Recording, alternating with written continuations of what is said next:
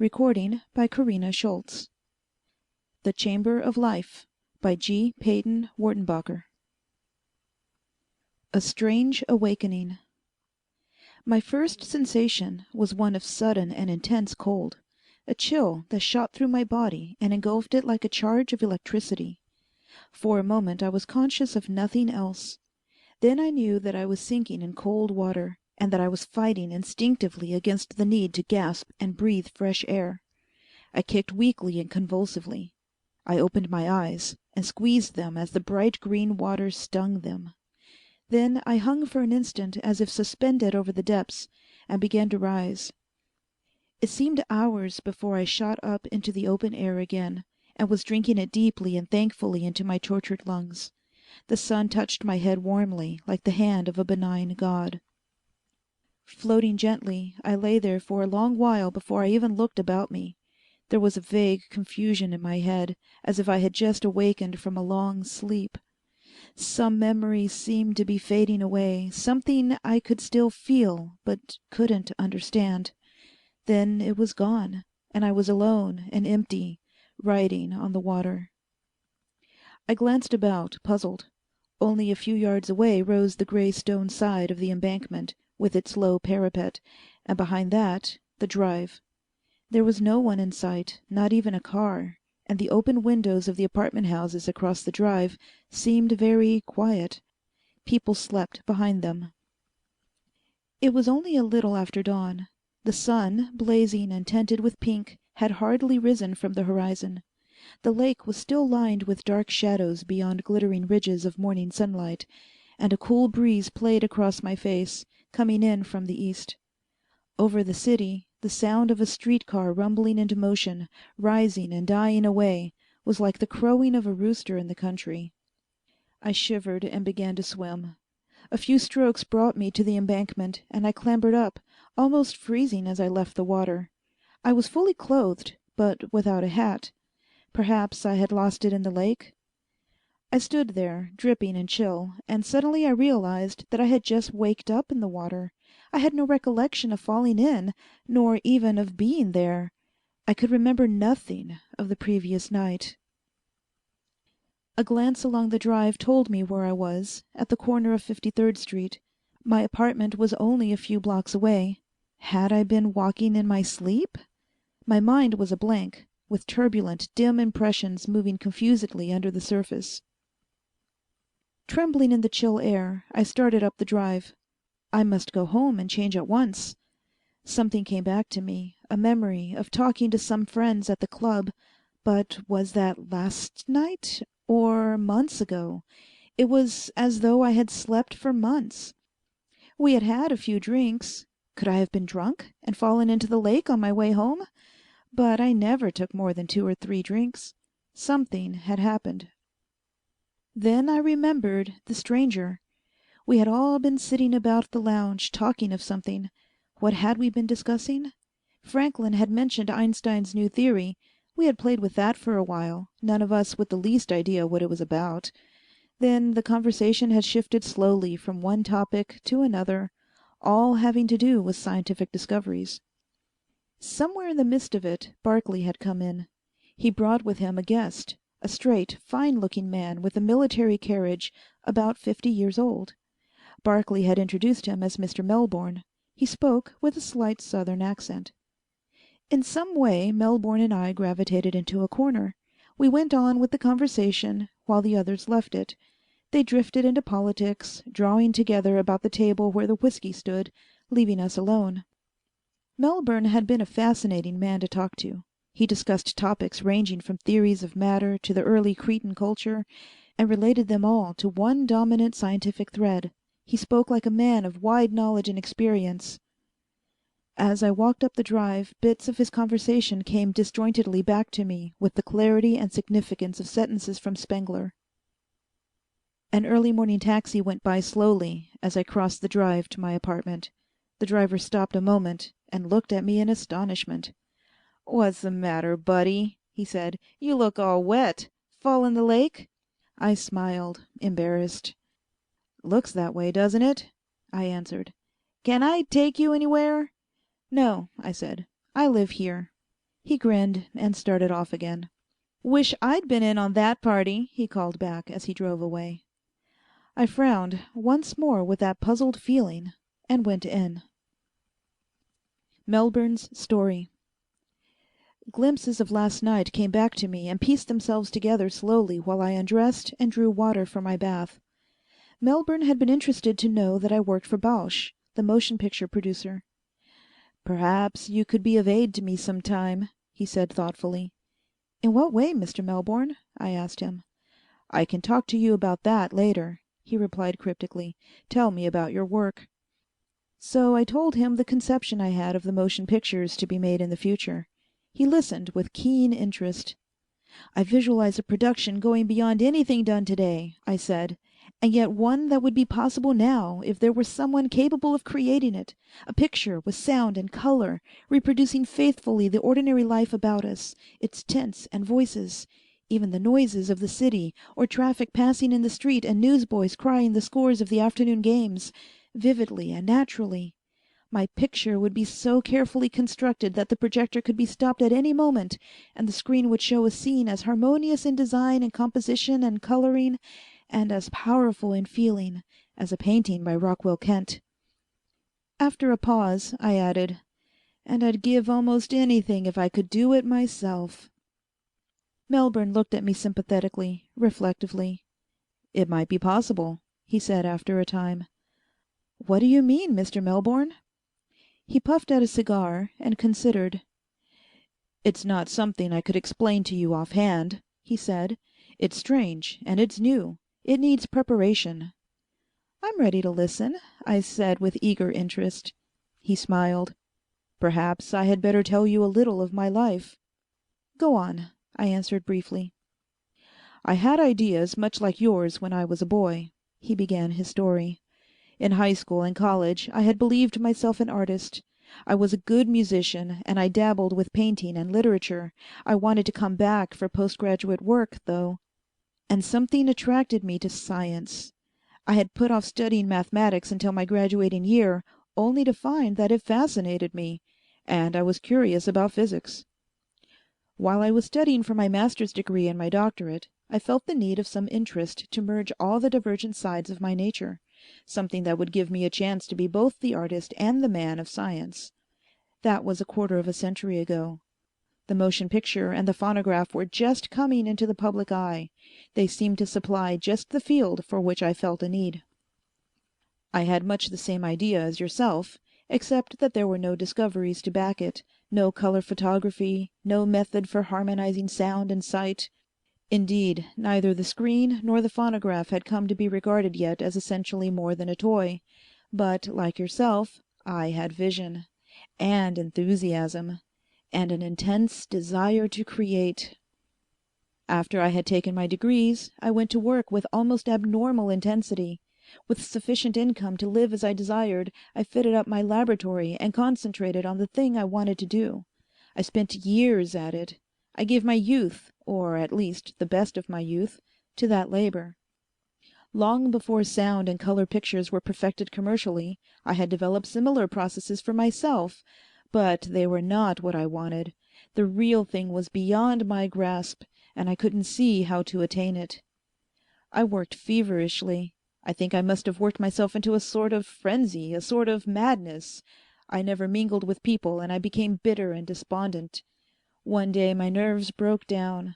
I smashed everything in my laboratory, all my models, all my apparatus, and I burned the plans and papers I had labored over for years.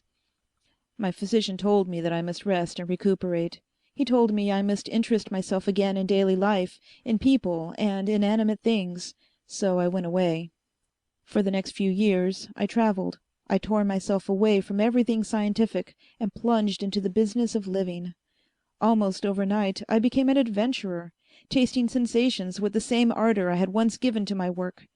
I went back to art, to painting and literature and music. I was a connoisseur of wines and of foods and of women. I was an experimenter with life.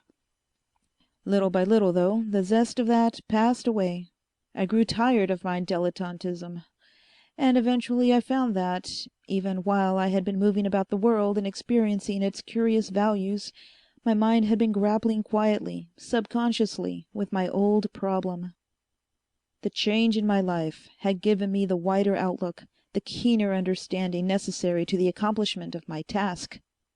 In the end, I went back to it again with renewed vigor, with greater power, too, and greater sanity. Melbourne paused here. Sensing his need, I brought him a highball, and one for myself. He tasted it with quizzical expression. "They call this whiskey nowadays," he observed absently, with quiet irony. I wanted to hear the rest of his account. "Go on with your story, sir," I begged him. "The rest is simple enough, but it's the meat of the narrative. You see, I had to revise the way I was going about my work, and I went at it at a new angle. By this time, wireless telegraphy was being widely developed, and there were many features of it that appealed to me. With the knowledge I had gained during my first feverish years of experiment, however, I was able to go far beyond what has been done in recent times with radio. I used a system differing in many respects from that of the commercial radio. We haven't time now to go into all that, I can tell you later, and it involves much that is highly technical and still secret. It is sufficient if I explain that my object was to evolve and fuse methods for doing with each of the senses what radio does with sound. Telephotography was the simplest problem. The others required an almost superhuman amount of labor. But my biggest job was to combine them. And to do that, I had to use knowledge I had gained not only in the laboratory, but in my wanderings about the earth. Not only in the colleges and salons of Europe and America, but in the bazaars and temples of India, Egypt, China. I had to unite the lore of ancient and modern civilizations, and I created a new factor in electrical science. I suppose the simplest and most intelligible name for it would be mental telepathy, but it is more than that, and basically it is as simple and material as your own motion pictures. I think Melbourne would have gone on and told me more about his discoveries. At that moment, however, he paused to reflect, and we looked up to find the others leaving. The bottle of scotch was empty. "Ready, Melbourne?" Barclay called. We rose. "I didn't realize it was so late," Melbourne answered. "Mr. Barrett and I found each other most interesting." We all found our hats and went out. Melbourne and Barclay, each apologizing for having neglected the other, said goodbye. Barclay was tired and wanted to go to bed. He went off with the others, but Melbourne turned my way. "If you're not too weary of my company," he said, "I'll go with you a little way." "You know I'm not," I answered. "I've never been so interested in anything before. It sounds like a chapter from Wells or Jules Verne." He smiled with a little shake of his head, and we walked on for a while in silence toward the lake. All this came back to me swiftly and with an effect of incoherence, much as a dream moves, during the few moments when I was getting ready for my bath. I laid out my shaving things and put a record on the Victrola. I have never quite conquered my need for music while I bathe and dress. I think the record was a Grieg nocturne, something cool and quiet, with a touch of acutely sweet pain and melancholy. Then I happened to glance at a mirror for the first time. I stood amazed and transfixed. Overnight I had grown a beard such as wanderers bring back with them from the wilderness. Under the beard my face seemed to have altered somehow, to have changed in some peculiar way. Physically it appeared younger, with an expression of calm and repose such as I had never before seen on a man's face. But the eyes were wise and old, as if, overnight, the mind behind them had learned the knowledge of all time. Or was it overnight?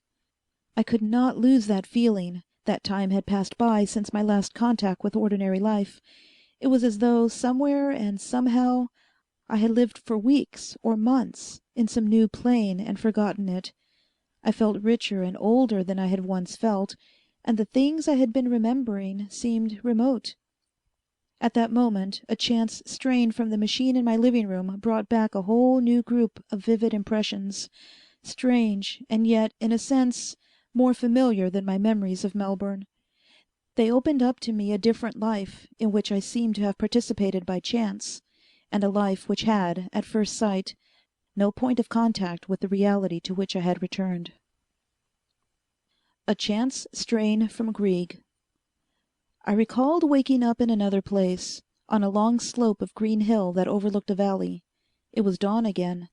The sun was just rising over the crest of the hill behind me, and it threw long shadows across the grass from the tall, slender trees along the summit.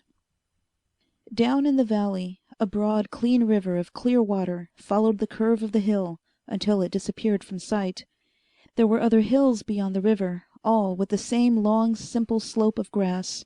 And beyond the hills, there were the tops of blue mountains, swathed in white morning mist. It was a strange place.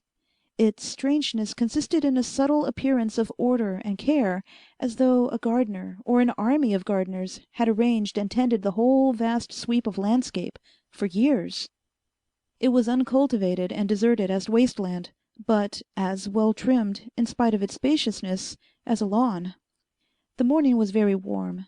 I was not conscious of any chill in the air. I was clothed only in short trousers, such as athletes wear, and a short belted tunic without sleeves, and loose, both of them indescribably soft and comfortable. I was aware of the strangeness of my awakening, but I seemed to have no definite recollection of falling asleep.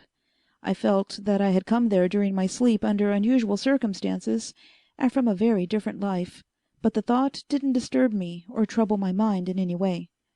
My chief emotion was a curious feeling of expectancy. I knew that I was about to have some new and curious experience, something not trivial, and I was eager to meet it. I lay there for a while, drinking in the beauty of the morning, and breathing an air of miraculous purity and freshness. Finally I stood up, light and conscious of a sudden grace, aware for the first time in its departure of the awkwardness and weight which ordinarily attend our movements on earth. It was as if some of the earth's gravity had been lost. For a while I examined the valley, but I saw no sign of life there. Then I turned and went slowly up the hill, the sunlight falling warmly on my body, and my feet sinking sinuously in the deep grass. When I came to the crest and looked over, I saw another valley before me, deeper than the first. The hill rolled away, down and down for miles, to a long, wide plain. More hills rose from the plain on every side, as simply as if they had been built there by the hand of some gigantic child playing in a wilderness of sand. And the river, coming around the base of the hill on which I was standing, but several miles away, swept out upon a great aqueduct of stone, hundreds of feet high, which crossed the plain through its very center, a straight line of breathtaking beauty, and disappeared far away into the pass between two mountains. The whole scene was too perfect to be wholly natural. At the center of the plain stood a tall white building. Even in the distance from which I viewed it, it looked massive, larger than any skyscraper I had ever seen. But it was delicately and intricately designed, terraced much as most modern office buildings in New York are terraced, but more elaborately. Its base stood about the aqueduct, which passed through it, and it swept up magnificently to a slender peak almost level with the crest of the hill where I was standing. It was the only building in sight.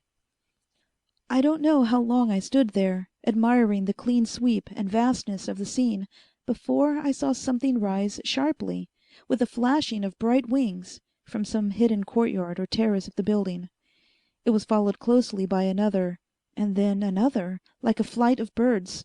They shot up swiftly, circled once or twice, and moved away in different directions, straight and purposeful. One of them came toward my hill. It was only a few moments before the thing sped up to me and swooped down as I waved my arms. It was, of course, a machine, slender and long, with wide arching wings. It seemed almost light enough to float. It had a deck, shielded from the wind by a shimmering transparent thing like a thin wire screen, and under the deck a cabin made, it seemed, of glass. A man and a woman stood on the deck, the woman handling the controls. They were both dressed much like myself. The machine came to rest on the hill near me. I stepped forward, and the man leaped down to meet me. His first greeting was curious. "So you are here," he said. His voice was small but cool, penetrating, and metallic. I thought of fine steel wires. And when I replied, my own voice had something of the same quality. "Were you expecting me?" I said. He nodded, shaking my hand briefly and quietly. "We know all about you," he answered. I was pleased. It made things simpler. But I wanted to ask him who I was. I didn't remember anything up to the moment of my awakening on the other side of the hill. Instead, I asked him, "Shall I go aboard?" He nodded again and waved his hand toward the ladder. I went aboard lithely, and he followed. The girl and I glanced at each other. I was surprised and rather disturbed by her beauty and cleanness of body. I turned to the man, a little embarrassed, as she manipulated some controls and set the ship in motion again. "You'll have to forgive me," I said. "Something has happened, and I don't know things. I've completely lost my memory." They understood at once. "Your name is Baret." He pronounced it oddly. "I am Edvar, and this girl is Selda." We all looked at each other intently, and I went on hesitantly. "I don't know where I am. Can you tell me something about myself?" Edvar shook his head. "Only this," he said, "that we were notified of your presence and your name. This city is Richmond." I glanced about quickly. "Richmond?" I exclaimed. "Virginia?" But he shook his head. "I don't understand you," he replied. I went on, with a puzzled frown. "It has changed." Both of them looked at me curiously. "How has it changed, Baret?" the girl Zelda asked me. I glanced at her absently and closed my eyes. "Why, I don't know," I stammered. "I don't remember." For a few moments there was silence, except for the shouting of the wind past our ship. Then Zelda asked me another question. "Where are you from?" I shook my head helplessly, and answered again, "I don't know. I don't remember." A moment later we dipped into the shadow of the building which they called Richmond. We slipped by a succession of vast and intricate facades until we came to a court-like terrace, hundreds of feet above the ground and sheltered on three sides by walls that leaped up toward the sky for hundreds of feet more. The effect of height was dizzying and magnificent. Selda brought the ship to a quick and graceful landing. I found that we were in a large paved court, like a public square, facing the east and the sun, which bathed it in cool, bright light. It was still early in the morning. Innumerable windows looked down upon us, and a number of doorways led into the buildings on all sides. From one of these a girl stepped forward. Edvar spoke to her, evidently reporting himself and Selda. The girl pushed several buttons on a small cabinet which hung from her shoulder. It rang, low and silvery, twice. Then she pointed to me. "Who is that?" she asked. "His name is Baret," Edvar told her. "I was sent to meet him." "But where is he from? He is not registered." "We don't know. It's an unusual circumstance," he explained, while the girl examined us all carefully. "Very well," she said finally. "You must attend him until he is registered. I'll notify Odom." Edvar nodded, and we turned away. Glancing back as we crossed the court, I saw the ship descending noiselessly, on the square of pavement where it had landed, into the depths of the building, while the girl made other gestures with her little cabinet. Then we passed through a doorway into the subdued glow of artificial lighting. "Why was she so worried?" I asked Edvar. "I don't understand anything, you know." "You were not registered," he said. "We are all registered, of course, in our own cities. The authorities know where to find us at any moment of the day during our routine. If we leave the city, or depart from our usual program, naturally we note down where we are going, registering ourselves upon our departure and upon our return. If we visit another city, our arrival there is expected and reported here, as well as our departure." "Is all that necessary?" I asked him. "Is there a war, perhaps?" "No," he said. "It's customary. It prevents confusion. Everything we do is recorded. This conversation, for instance, is being recorded in the telepathic laboratory at this moment. Each of us has a record there. They are open to the public at any time. It makes dishonor impossible." We paused at a doorway, and Edvar spoke a word. It opened noiselessly, and we went into his apartment.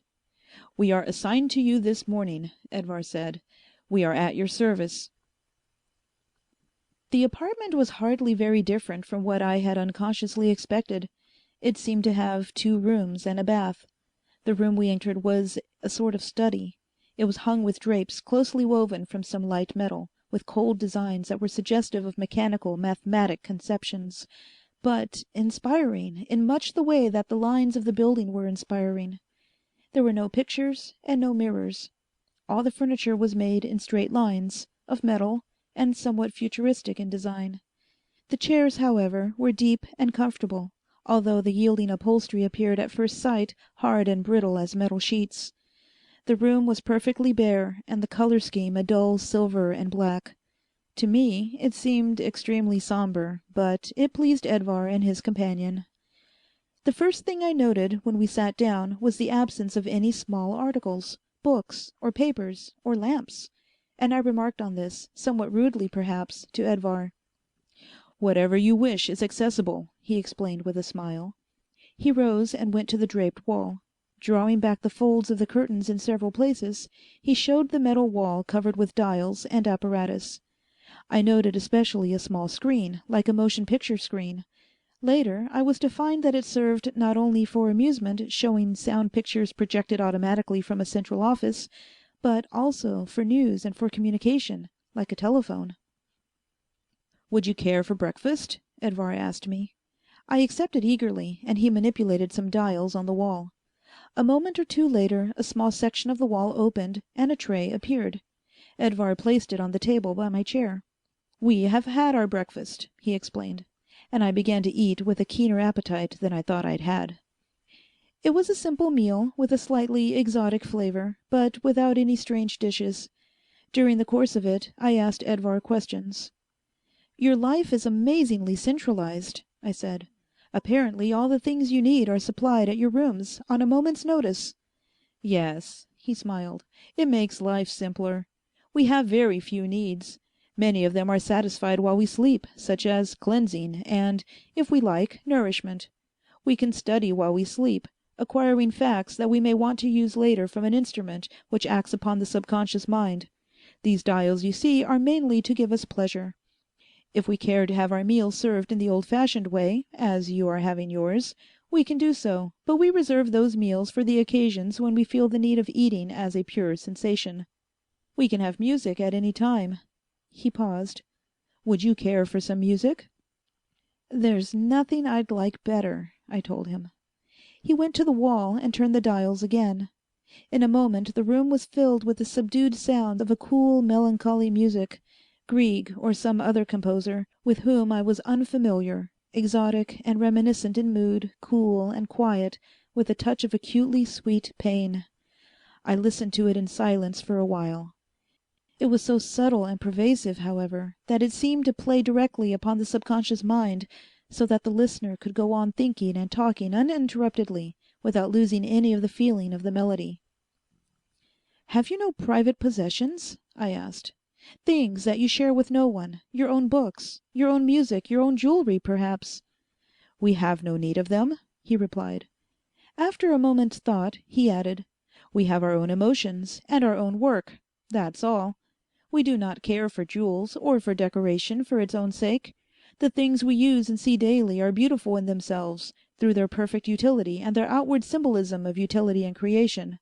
Our tools and our furniture are beautiful, according to our own conceptions of beauty, as you can see."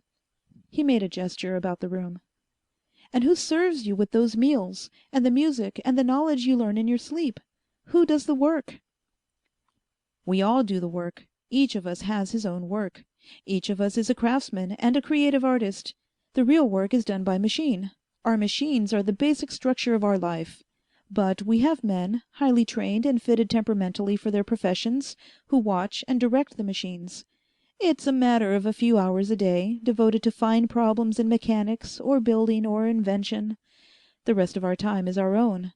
And the machines go on moving automatically as we have directed them to move. If every man on Earth should die this morning, it would be perhaps 50 years or a century before the last machine stopped turning." "And the rest of the time?" It was Zelda who answered this time. "We live. We devote ourselves to learning and creative thought. We study human relations, or we wander through the forests and the mountains, increasing the breadth and significance of our minds and emotions." Zelda's voice, rising suddenly after her long silence, startled me, and I looked at her, disturbed again by some subtle attraction exercised over me by her body. We were silent a while, then I relapsed into my inner questioning, and turned to Edvar. "You must live under a sort of socialistic system," I said thoughtfully. "Even a sort of communism." "In a sense. Rather, it is an automatic life. The soul of the machine pervades us all, and the machines are beautiful. Our lives are logically and inevitably directed by environment and heredity, just as the machines are inevitably directed by their functions and capabilities. When a child is born, we know already what he will do throughout his life, how long he will live, what sort of children he will have, the woman he will marry.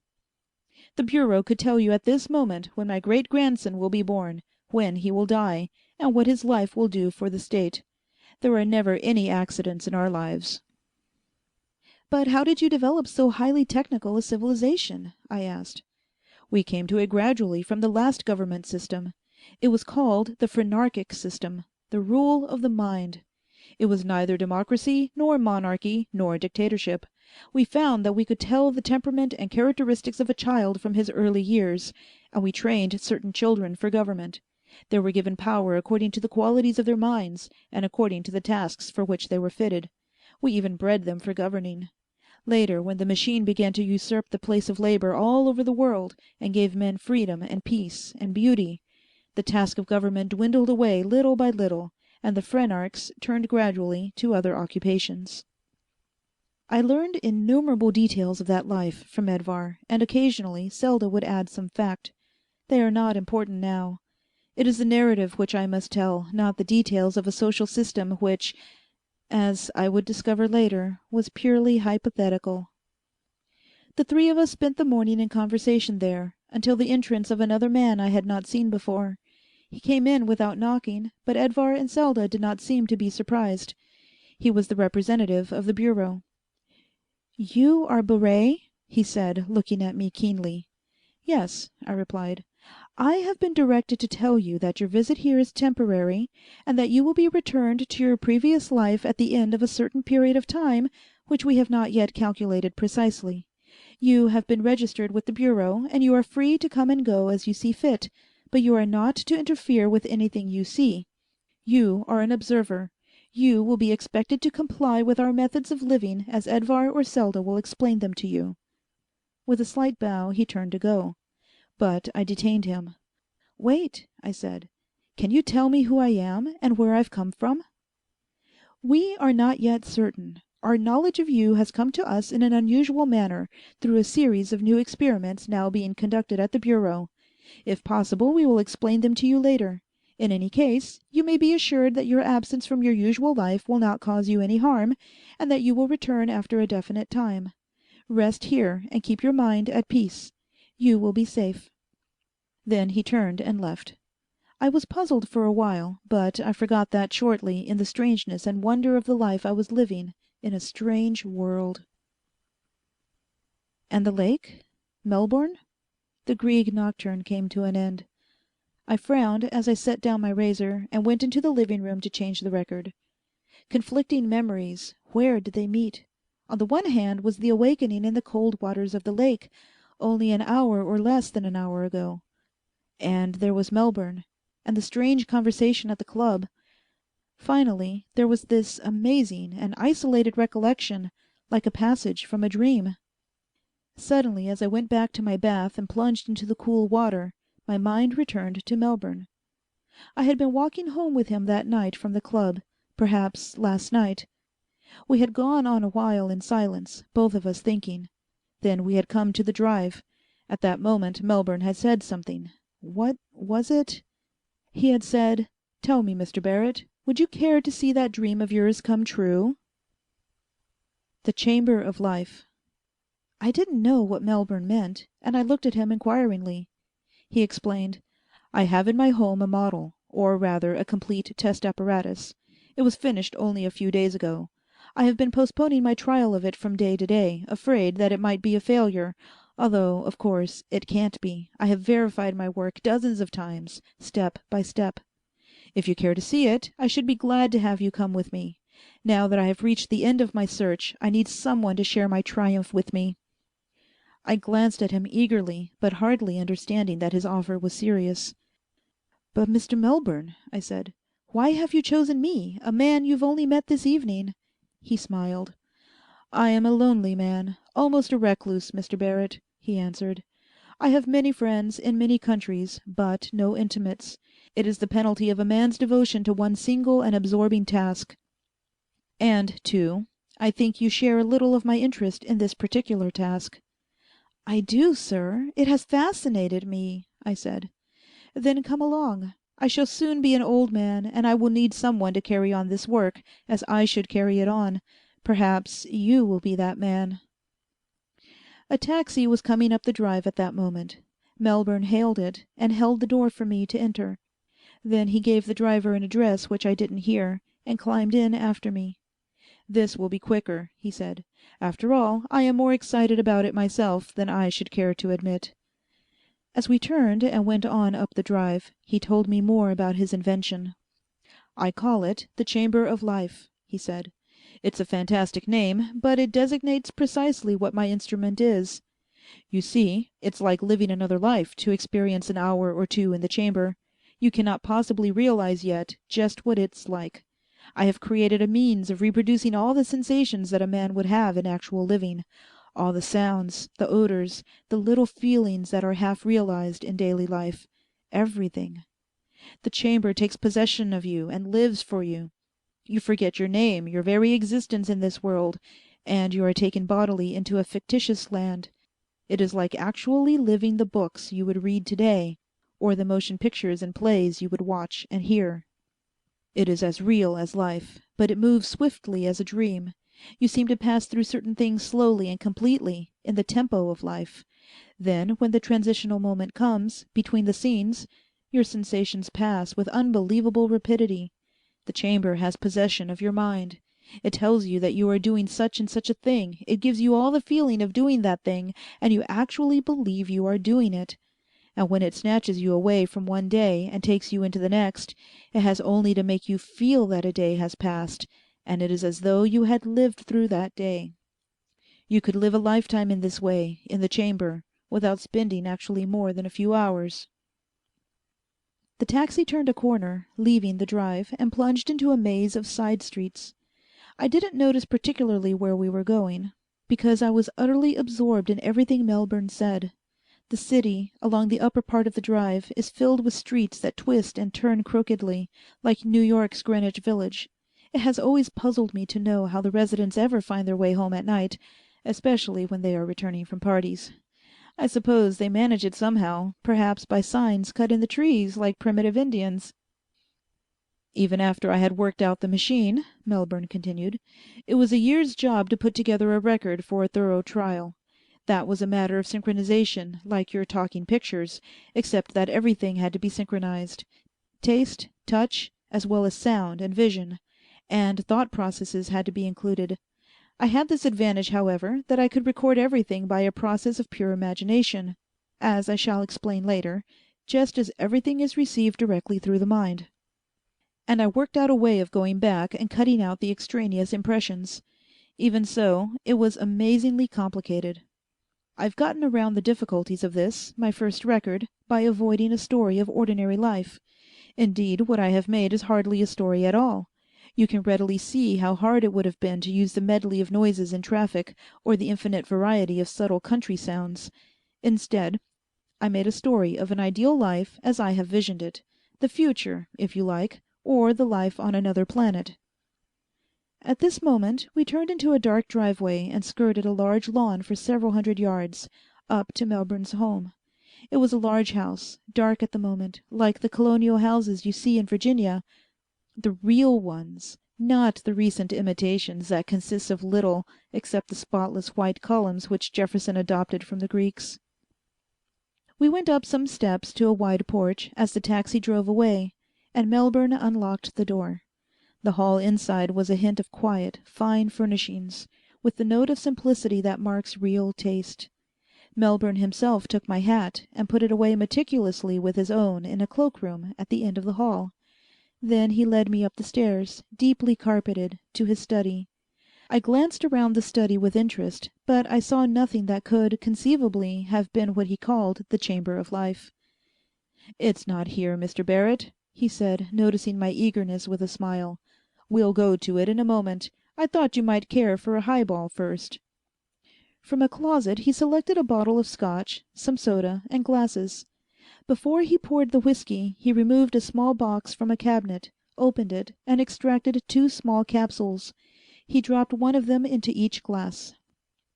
"This is a harmless drug," he explained.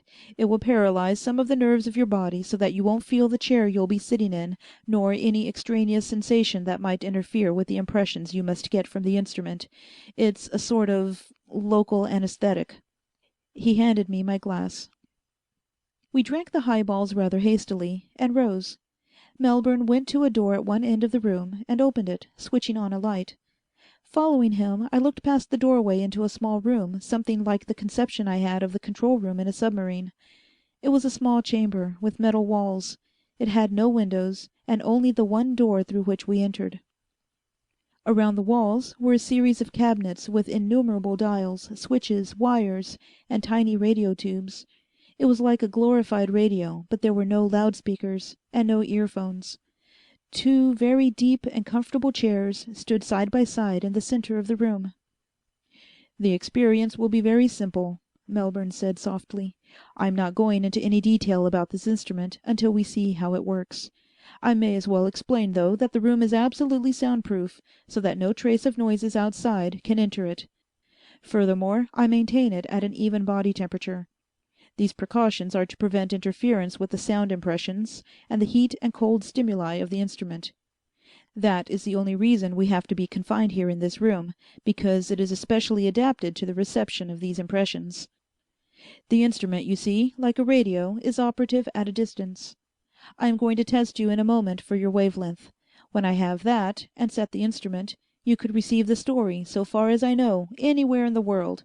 No receiving set is necessary, for it acts directly upon the brain. But you must have these ideal conditions for pure reception." I seated myself in one of the chairs, yawning a little. Melbourne, working at the dials, noticed my yawn and observed approvingly. "That's good. The more deadened your body is to real sensations, the nearer it is to sleep. The better and more vivid will be your impressions." He pressed several buttons and twisted a dial with sensitive fingers. "Now, concentrate for a moment on the word Venus," he directed. I did so, and shortly I heard a faint humming which rose within the instrument. Then Melbourne turned a switch with a nod of satisfaction, and the humming ceased. "That gave me your wavelength," he explained. "I have set it for my own as well. I can broadcast at one time 2 or more different lengths. I can broadcast more than one part in the drama, too. Whereas you, for instance, will be the man waking up in a strange world in the record we are going to receive, I have connected my wavelength to receive the emotions and the sensations of the girl Selda." He came forward to the other chair and sat down. "Everything is in readiness now," he said. "When I press this button on the arm of my chair, the lights will go out. A moment later we shall be under the stimulus of the machine. I don't think anything can happen," he smiled. "If anything does, and you are conscious enough to know it, you can call my butler by means of an electrical device I have perfected simply by speaking his name, Peter, in an ordinary conversational voice. But I don't see how anything can go wrong." We reached for each other's hands and shook them quietly. "Good luck," I said. "The outcome of this means almost as much to me as it does to you." With another smile, Melbourne answered, "Good luck to you then, too." At that moment the lights went off, and we sat there a few moments in total darkness. Remembering this scene, as I bathed that morning when I came out of the lake, I began to understand more clearly what had happened to me. Evidently, then, it had been last night that I saw Melbourne, and the strange other life I had been recalling earlier had been the experience in the Chamber of Life. But there was more yet. My mind raced back to the awakening on the hill, and to the landing in the city of Richmond. I remembered the conversation with Edvar in his apartment, the place where I had left off and gone back to my recollections of Melbourne. Now, as I stepped out of the tub and dried myself and dressed, I returned mentally to the curious mythical adventure in the mythical city. It was still impossible for me to feel that it was unreal. It had been so vivid, so clear. Beret and Zelda. I remember that I lived nearly 2 months, or so it seemed, in that other world. I was assigned an apartment near to Edvar's. Zelda was between us. Edvar instructed me in the details of the life I was to lead. But he was a rather cold sort. His interests were ancient history and archaeology, and he would spend his mornings at work in the library of history, or in his study, the rest of his time flying about the world on curious expeditions of discovery. Examining the soil, I suppose, and investigating the customs and records of other cities. Zelda devoted most of her time to me. It was she who took me from place to place, showing me the natural beauties of that world. There were, you see, not only gentle slopes and hilltops. There were mountainous crags as high and as wild as the Alps, forests as impenetrably deep and still as the jungles of the Amazon, and rivers that rushed and tumbled over rocks, or fell for thousands of feet from mountain cliffs. The first time I went with her, she took me to a gigantic peak that overlooked the sea. There was, of course, a small level place for the airship to land. We left it there and climbed on foot the last 100 yards or so. Our way lay through the heavy snow, but it was not too cold to be more than gloriously bracing, exhilarating. We wore our usual costume of trunks and tunic. We stood at the top and looked out over the grandest horizon I had ever seen. To the east there lay the sea, deep and very blue in the sunlight. The shore was just a dark line far away and below us. There was a long strip of grass and field bordering the sea for miles, and behind that, the forest. Toward the north, the mountains crept out from under the forest and moved down to the sea, rising until they became a vast wilderness of cliffs and rocks, and hid the sea, with peak after peak rising as far as the eye could reach into the snow and the mist. Then the hills sloped down westward into a series of wooded valleys, through which ran the wide river I had seen at my awakening, coming down from the mountains and through the valleys, until it flattened broadly out into the low plains in the south and moved eastward to the sea. Everywhere in the valleys and over the plains I knew that cities were scattered, lonely and tall, like the one they called Richmond. But we were so high in the mountains that they were invisible to us. Perhaps a keen eye could have found them, tiny white dots crouching upon the earth. I turned to Zelda and caught my breath. The wind, swooping up from the sea, whipped her thin covering against her body and fluttered it like the swift wings of a butterfly behind her. Her short, dark hair, too, was lifted and blown back from her forehead, revealing the clean, soft profile of her face. I had never seen a girl who stood so clean, so straight. I watched her until she turned too and met my eyes. In them, I thought I detected something startled and unfathomable. "My God!" I cried across the wind. "You are beautiful!" She frowned a little, but her eyes still looked searchingly into mine. I stepped forward, facing her. But I didn't touch her. I was afraid to touch anything so clean. "You belong here, Zelda," I added. "The wind is a part of you, and the mountains, and the sea. You shouldn't have to live in the midst of all those people in the city. You belong here." She smiled faintly, looking up at me. "You belong here more than I do, Beret," she said. "You came to us, not from the city, but from the hills." We stood there, examining each other's eyes, for a long while. I wanted to take her in my arms, but I didn't. I looked away at last, back at the sea, puzzled and disturbed. I had never been aware of anything so fine as this before, nor of anything so painful. Suddenly I found myself wanting to be something, to do something, not for myself, but for her. It was strange. "Come," she said at last. "We had better go back." "I'd like to stay here forever," I answered moodily, glancing around a last time at the versatile horizon. "So would I," she admitted. Then, in a low voice, she added, "But one can't. One has to follow one's program." We returned to the airship, rose into the cool, thin air. I stood behind her on the way back, watching her slender body as she guided the plane. Once in a while she would turn her head and look up at me over her shoulder, then quickly look away again. "Why is it," I asked her as we passed over the valleys and the river on our way home, "why is it that these hills have such a cultivated look, as though they had been laid out?" She glanced back and smiled. "They have been laid out," she said. "The hills and the rivers and the tallest mountains have all been constructed by our landscape artists in order to achieve their various effects. Even the line of the sea has been determined and arranged by the artists." "But why?" I said.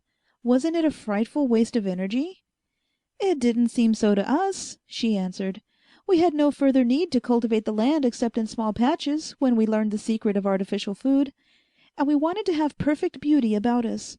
So we remodeled the outlines of the earth, and eliminated the insects and the harmful animals and the weeds. We made the land clean and fine as it had never been before." "It must have been a terrific labor." "It pleased us. Our instinct is to arrange and remodel things, to order our life so that we know what it is and what it will always be." She paused for a moment, and added in a low voice, "One is necessarily a determinist here." We said no more until our arrival in Richmond. It is not my purpose to detail here all that happened during the time I spent on that world. Most of it had to do with Zelda and our daily expeditions about the world. This is not, after all, a love story, but the account of a very strange experience. And, too, none of it was real. During my last week, a series of strange moods and happenings complicated my life. One day, after a visit to the sea with Zelda, we were walking back to our plane across the sand. Without any warning, surrounded by the brilliant morning sunlight and the miles of sea and beach, I struck my knee against something hard and immovable, and, flinging out my hand to catch myself from falling, I clung to a hard surface like an iron railing. For a moment I was stunned and confused. The sunlight seemed to fade, and there was a vague hint of darkness all about me, with black walls looming up on all sides. It was as though I stood in two worlds at once, transfixed between night and day. Then the darkness went away. The sunlight brightened. I looked around and found Zelda watching me curiously, a little alarmed. "What happened, Beret?" she asked, puzzled. I shook my head in bewilderment. "I seemed to stumble," I said. There was nothing underfoot but the soft sand, and where I had flung my hand against a sort of railing there was nothing either. We went back to the airship in silence, both of us confused. After that, with increasing frequency, there would come interruptions, like iron bars striking dark, jagged holes in the tissue of life. From time to time I heard inexplicable noises, the whirring of motors, the skid of tires on invisible streets, the rumble of carts around corners of a world where there were no carts. Again and again those moments of confusion would come over me, when I seemed to be looking into two worlds at once, one superimposed upon the other, one bright, the other dark with faint points of light in the distance. Once, walking along the corridor beyond my room in Richmond, I collided with a man. For a moment the corridor faded completely. I stood on a street with dark houses about me. Overhead was the glow of a street lamp, and a milk cart was just rattling away around a corner. A man with a frightened face stood before me, his hat on the pavement, his eyes staring. We looked at each other in astonishment. I started to speak. Then he reached for his hat quickly and brushed by me, muttering close to my ear, "For God's sake, look where you're going." I stood in the corridor again, staring. Down the corridor, coming toward me, was a single figure, Zelda. Behind me there was nobody. I went to meet Zelda, dazed and uneasy. I could still hear, close to my ear, an echo of that muffled, hoarse voice that I had never heard before. That was 2 days before the end. We were leaving the city on that final bright morning when a representative of the Bureau stopped us. I looked at him inquiringly. "I have come to tell you, Beret," he said, "that your departure is scheduled for this evening." I drew back, startled, and looked at Zelda. "My departure?" I repeated in a low voice, hardly understanding. "So soon?" I had forgotten that one day I should have to leave. "It has been arranged," he said impersonally. We bowed slightly to each other, and he went away.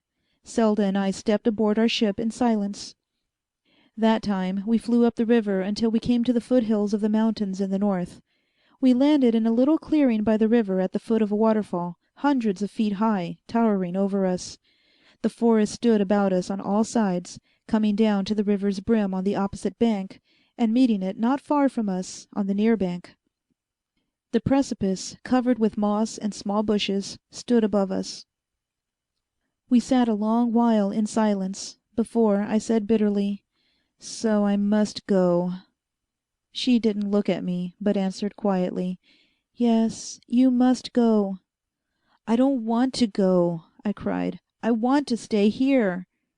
"Why?" she asked me, averting her face. "Don't you know?" I said swiftly. "Haven't you understood long ago that I love you?" She shook her head. "Love is something that we don't know here, not until we have been married and lived with our men. Sometimes not then." But she looked at me, and I thought there were tears in her eyes. Suddenly the impulse I had been resisting ever since the morning on the mountain became insupportable, and I caught her in my arms almost roughly. Her face was close to mine, and she closed her eyes. I kissed her, forgetting everything but the knowledge that I had stumbled upon the sort of love that doesn't pass away, no matter how long a man lives. After a while, though, she drew away as if she resisted not my desire, but her own. "No," she said in a low voice. "No." "But, Zelda," I stammered, "I love you. I want to marry you." She shook her head. "No," she said again.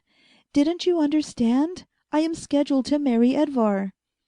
At first I didn't know what she meant. "Scheduled?" I repeated dully. "I don't understand." "It has been arranged for years. Don't you remember what Edvar told you about our marriages here? The very first day you came? I was destined to marry Edvar long before any of us were born, before our parents, even, were born. It's the way they order our lives." "But I love you!" I cried in amazement. "And you love me too. I know you love me." "That means nothing here," she said. "It happens sometimes. One has to accept it. Nothing can be done. We live according to the machinery of the world. Everything is known and predetermined." Suddenly, in the midst of what she was saying, close behind me there sounded even above the roaring of the waterfall a raucous noise like the hooting of a taxi horn. It was followed by a shrieking of brakes, and a hoarse voice nearby shouted something angry and profane. A rush of air swept by me, and I heard faintly the sound of a motor moving away, with a grinding of gears. I looked at Selda. "Did you hear that?" She nodded with wide, frightened eyes. "Yes, it's not the first time." Suddenly she rose, frowning, as if with pain. "Come," she added. "Now we must go back." There was nothing else to do. We went back silently to the airship, and turned its nose toward the city. But when I left her at her apartment, promising to see her later, I had one last hope in my mind. I went to the Bureau. The Bureau was a vast system of halls and offices, occupying 2 floors of the great building. I was sent from one automatic device to another. There were no human clerks. In search of the representative who had spoken to me before. Finally I found him in his apartment, down the corridor only 100 feet or so from my own. He was poring over a metal sheet on his table, where innumerable shifting figures were thrown by some hidden machine, and he was calculating with a set of hundreds of buttons along its edges. He spoke to me without pausing or looking up, and throughout my interview he continued with his figuring as if it had been entirely automatic, as perhaps it was. "What is it, Baret?" he said. I felt like a small child before the principal of the school. "I have come to ask you whether it is necessary for me to go," I answered. He nodded slightly, never looking up. "It is necessary," he said. "Your visit was prearranged and definite." I made a gesture of remonstrance. "But I don't want to go," I insisted. "I like this place, and I am willing to fall into its life if I can remain under any conditions." "It is impossible," he objected angrily. I have never been told why or how I came here. You said you would tell me that." "I have never been told myself. It is a matter known to the men who handled it. If I went to them, surely they could find some way to let me stay." "No," he said coldly. "The thing was as definite as every event that takes place here. We do not let things happen haphazardly. We do not alter what has been arranged. And even if it were possible to let you stay, which I am inclined to doubt, they would not permit it." "Why not?" I asked dully. "Because there is no place for you. Our social system has been planned for hundreds of years ahead. Every individual of today and every individual of the next 6 generations has his definite place, his program, his work to do. There is no place for you. It is impossible to fit you in, for you have no work, no training, no need that you can fill. You have no woman, and there are no women for your children or your children's children. You are unnecessary. To fit you in, one would have to disrupt the whole system for generations ahead. It is impossible." I thought a moment, hopelessly. "If I made a place?" I suggested. "Suppose I took someone else's place?" He smiled, a faint, cold smile. "Murder? It is impossible. You are always under the control of the Bureau in some way, whether you are aware of it or not." I turned away, a little dazed. The whole thing was inevitable and clear, as he put it. I knew there was nothing to be done. I left his apartment and went down the corridor to the landing stage. No one interfered with my movements, and my commands were not questioned. I ordered a plane and gave my name to the girl in charge. "Your destination?" she asked. I said, "I am only going for pleasure." "Your return?" "Expect me in an hour." I had watched Zelda pilot the planes for so many weeks that I was familiar with the controls. I rose swiftly, circled the building, and headed north toward the mountains. I hadn't the courage to see Zelda again. It was only a little while before I came to the place by the river where we had spent the morning. I slowed down and flew over it, just above the waterfall. There was a landing spot by the river just beyond the top of the fall. I came to rest there and left the machine. I stood looking at the river for a moment. I don't remember that any thoughts or emotions came to my mind. I simply stood there, a little dazed and very quiet, with a vague picture of Zelda before my eyes. It was a dreamlike moment. Then I slipped over the river's bank, into the water, and the swift current, catching me up and whirling me about dizzily, carried me toward the edge of the waterfall. And so to work. I glanced at the clock on the mantel. It was 5 minutes to 8. Time to leave, if I was to get a decent breakfast before I went to the office. I found an old hat in the closet and put it on. It would do until I had time to buy another.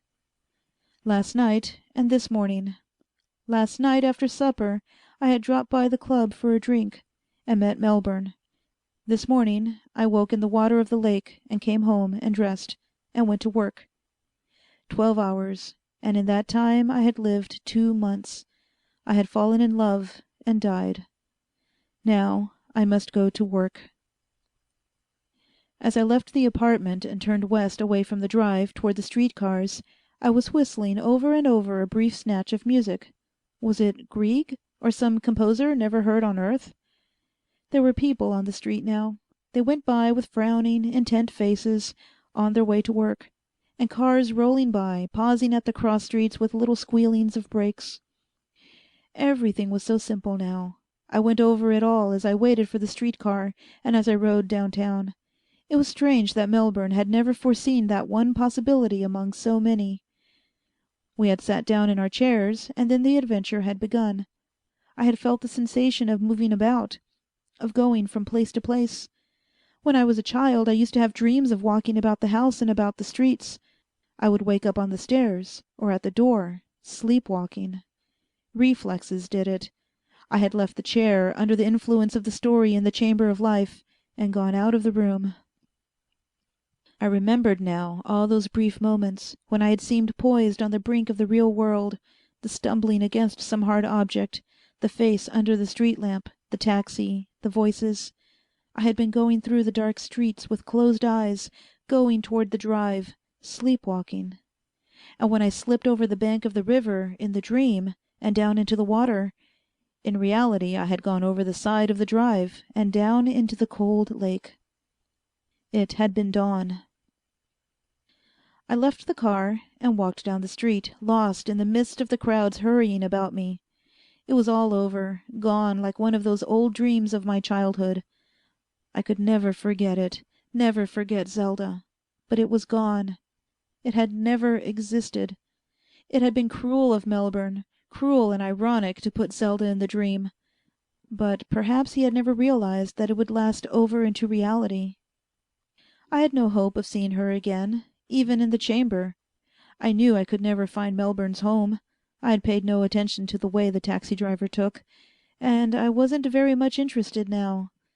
It was only a dream. I had lost the only girl I had ever loved in a dream. I pushed open the door of the Norfolk lunch. It was late. I had only a little while for breakfast. I sat down at one of the tables and spoke to the waiter in much the usual manner. "Hello, Joe. I'm in a hurry. Bring me bacon and eggs as usual." "Coffee, Mr. Barrett?" "Yes, coffee too. And hurry it up." It wouldn't do to be late at the office, where I too was a maker of sometimes cruel dreams. End of The Chamber of Life by G. Peyton Wertenbaker.